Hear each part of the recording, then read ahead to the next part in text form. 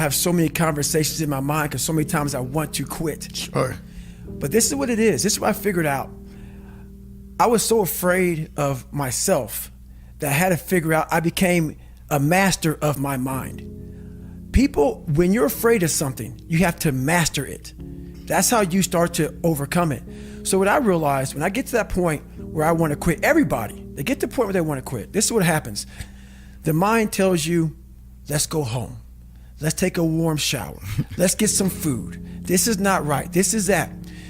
If you cannot answer the questions at that moment, because your mind's gonna start giving you all these questions. And if you can't answer them, you're going to quit. I realized at a young age how to change myself was through discipline. And the military didn't teach me that. It was something I realized I had zero discipline, zero self-discipline. And I realized I have to start developing this. And I started really because I was horrible at reading and I was horrible at writing. I have so many learning disabilities, it's not even funny. So I just sit down at the table and spend so much time in this, reading and writing and learning. And that kind of translated over to my self-discipline with working out. So that's where it started. I started when I was about 16 years old and said, well, I have a 4th grade reading level. You know, let me go ahead now and start really focusing because I'm not gonna get in the military because I gotta pass the test. Yeah. So that's where it started for me.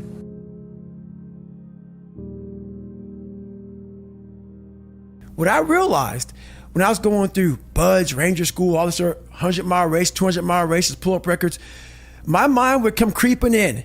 Like when I was doing 4,030 pull-ups at 2,000 pull-ups and my hands were ripped open, my mind said, look, brother, we've done all these other things. You've proven yourself. You're good.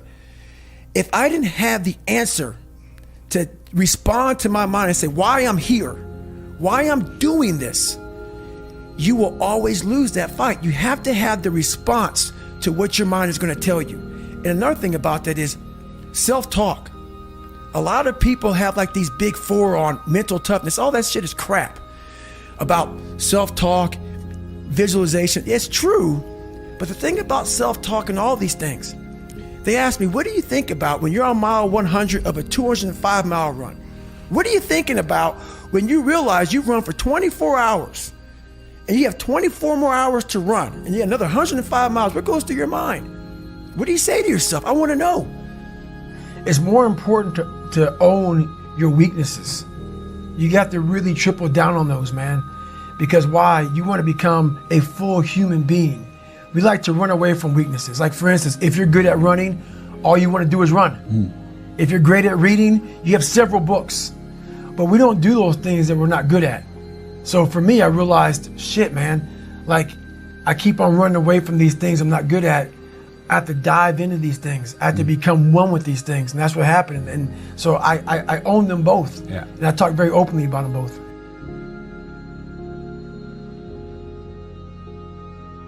A lot of people think self-talk works. It does.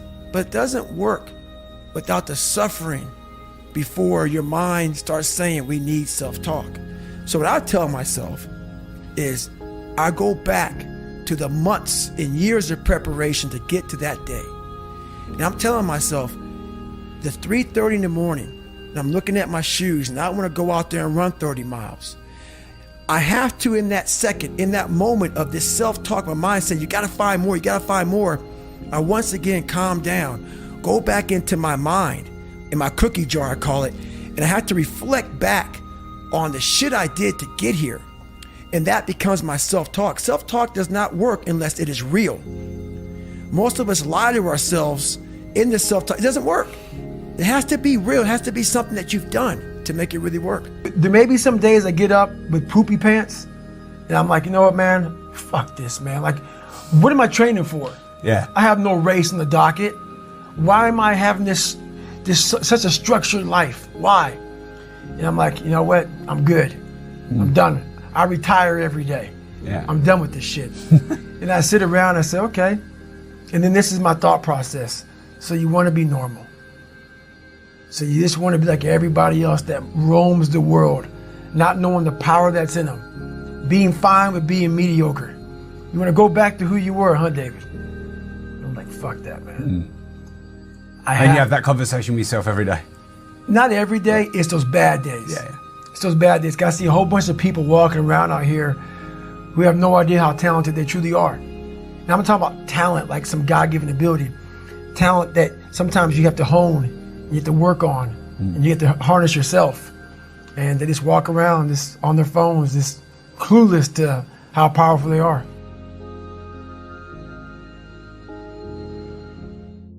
The reason why we go back to old habits is because our goals are too lofty.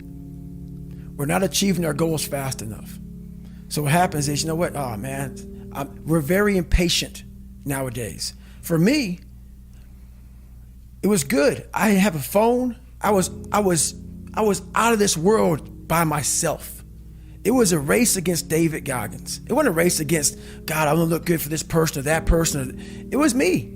I got to change myself.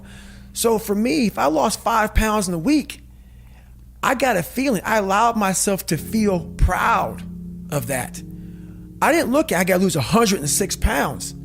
I'm like, man, I went from 297, now I'm 292. In 1 week, man, I'm killing it. We're not proud of ourselves for the small accomplishments. What we need is this monstrosity of a thing to happen and say, I did it. Nah, there's a process that you have to go through, and patience is the process. And if we don't have patience, after a week, I haven't lost 30 pounds, man, I'm done. I'm over it. So that's what I found out with people, man. They're not patient enough to realize and to enjoy the moment, not live in it, just enjoy it. There's no finish line in life, but enjoy that moment. Roger that, man, I lost 5. Let me go 10 next week. So that's the whole thing about it. That's how people lose it. How does someone who's ordinary or listening or watching get more committed, achieve more success? The biggest thing you have to do is shut off technology. You have to go dark. What I mean by that is you have to be quiet in your mind. Get away from people. We love being around people. We love talking. We love parties. We love all that shit. It's okay to be alone. It's also okay to be unhappy. It's okay to be unhappy sometimes, man. It's okay to say, you know what, man, I'm fucked up. So you gotta go to the truth first. Who are you? Get really accountable and say, okay, who am I? What's the truth about me? Get to that dark place in your mind. Figure out, it may take months, it may take years. Figure out your purpose. Figure out what you want to be in life. And then from there, okay, I have my purpose. It may take a long time. No one knows their purpose because it's too loud. Find your purpose. From there, all right, you gotta start planning. People love the planning phase because it's very comfortable. Then from the planning phase, you gotta go to execution. So the execution phase, what we all hate, because that's where the real work begins, and that's when the failure happens, and the failure. So, but you know, that's kind of how you have to do it.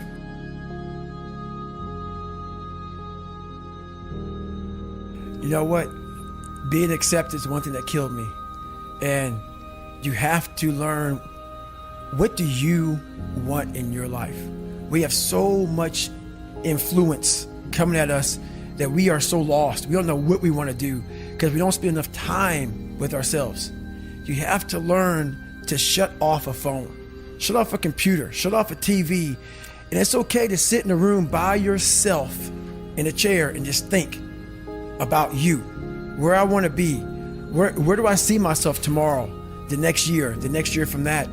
And it takes a lot of self-discipline to be able to do that nowadays, because you want to be so attached to everything. You want to be so caught up with the world. The world's moving too fast. The world's moving so fast that you're trying to keep up to the point where you lose yourself in the world. So you have to take that time and go to that dark place in your mind and discover who you are. Honestly, what's funny about this is people may hear all this and say, God, this guy's such a structured guy, talking about demons, getting over things. That sounds like his whole life. It's true, but I'm the most peaceful person on the planet Earth, even with like the conversation. I gotta go to the gym, I have to do this, I have to do that. Every day I'm winning. Every day I'm winning the other voice in my head. So I'm at peace with myself. The things I do for fun are like me bettering myself. Yeah. I love sports, I love watching sports, but I also love accomplishing and overcoming myself every day. Because every day is a battle. Every day is a battle because your mind wants to choose the path of least resistance every day. But you don't become better by ever doing that. You become normal. And I don't want to be normal. So it may not be a life for everybody, but I find a lot of peace in not being normal in my life.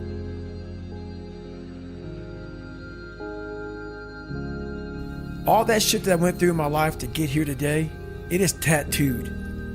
It is tattooed in my brain. Every day I wake up, I am constantly battling that person that is like, man, you know, back in the day, this happened to you, man. You know, like, you got called nigger so many times, and your dad beat the shit out of you, man. And, you know, you couldn't read, and this dad going junior year. All these things start to creep up, even now where you're at today. Every day, you're having to constantly battle. It's not as bad as it used to be by any means, but that person's still there. That person always lives. And that's the point about you have to continue to always challenge yourself every day. So if you could define happiness for you, maybe we did there, but if you could define happiness for you, what would that be? It's overcoming yourself. Yeah. At all costs, whatever that takes. To be at the point of your life where you don't care about being judged. You can be in a room of 1 million people and they all hate you, and you walk in and you go like this. Not because you're angry at them, because you know yourself. Inside and out, and you know that you've put yourself through hell to be where you're at today. You've walked the walk, you've talked the talk, and you've walked the walk. And that's, to me, what it's all about. It's all about putting those boots on the ground and getting after it every day. And once you do that, you have a feeling about yourself that no one can ever take away or even understand.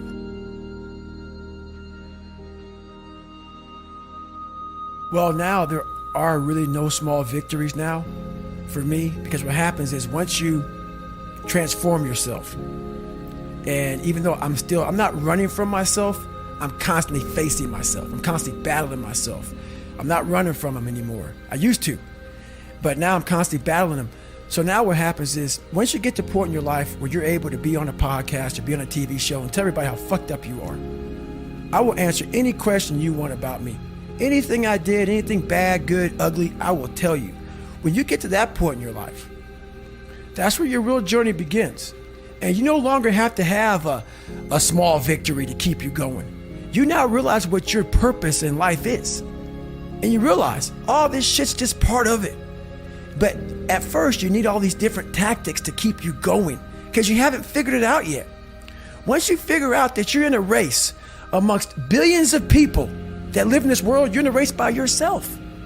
You have a purpose, and it's your purpose, not everybody else's purpose. It is your purpose and only your purpose, and it's your race. So then you're like, hey man, I'm doing my thing. I'm doing it to the best of my ability. What's next?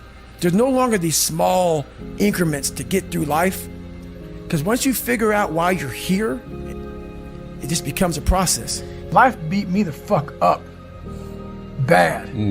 I mean, I was knocked out in the 12th round of a 15-round, heavyweight bout. I was knocked out.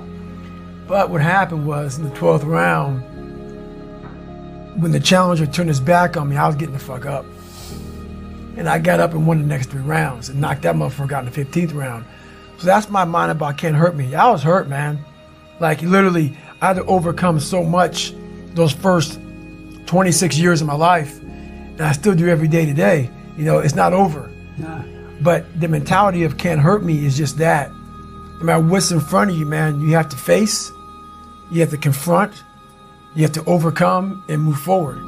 So my father, some of the kids that bullied me, my learning disabilities, all these things I went through in life, stuttering, has so many different issues, failing and failing and failing, I had to overcome them.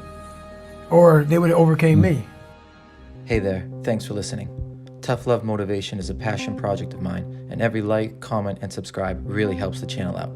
If you enjoyed this video or get something from it, please consider smashing that like button or even give a subscribe. I'd really appreciate it.